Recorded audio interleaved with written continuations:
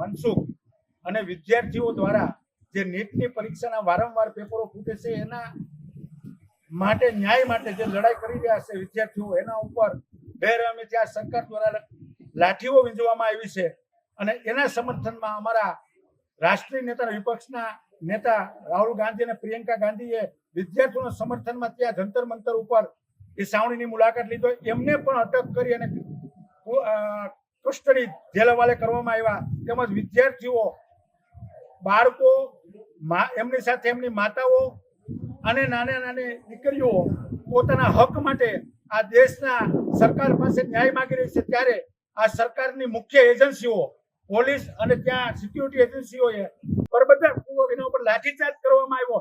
અને દુઃખદ વાત તો એ છે કે ક્યાંય આપણે રસ્તામાં ચાલ્યા આવતા હોય અને બેન દીકરીઓ સામે વળે તો આપણે રસ્તો આપી દઈએ. આપણી પ્રણાલી છે, આપણી ખાનદાની છે, આપણી સંસ્કૃતિ છે. ત્યારે દેશની પોલીસ અને સિક્યુરિટી ફોર્સે ઉપર લાઠીઓ વીંધવામાં આવી. આ કોને ઈશારે વીંધવામાં આવી? આ કોણે આદેશ આપ્યો હતો? તેમને અમે સખત શબ્દોમાં મરી જવું જોઈએ. આ લોકોને તો એક પાણીનું તળાવ હોય ને તો એમાં આ અમિત શાહ અને નરેન્દ્ર મોદીને હિન્દુત્વની વાત કરનાર, લોકશાહીની વાત કરનાર ને સારા તળાવમાં ડૂબીને મરી જવું જોઈએ કે જેને દીકરીઓ ઉપર હાથ ઉપાડ્યો છે. અને અમે સખત શબ્દોમાં માળિયા કોંગ્રેસ સમિતિ એને વખોડે છે.